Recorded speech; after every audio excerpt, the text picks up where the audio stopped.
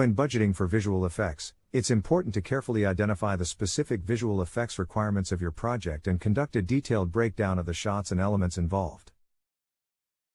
During production, visual effects supervisors or technicians are often present on set to ensure proper integration of visual effects elements with live action footage. Having effects personnel on set allows for real-time feedback and adjustments. They can provide guidance on capturing the necessary elements, ensuring proper lighting, and coordinating practical effects with digital enhancements. I advise to approach different visual effects vendors to obtain cost estimates and compare capabilities. During the initial stage of the budgeting process, we will allocate a lump sum to the visual effects department, which we will later fine-tune and allocate to the appropriate categories as we approach the start of principal photography. This approach allows for flexibility and adjustments as more specific details and requirements of the production become clear.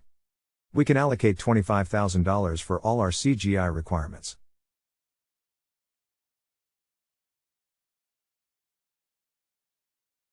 Let's proceed to the final category to conclude the production budgeting process before transitioning into post-production.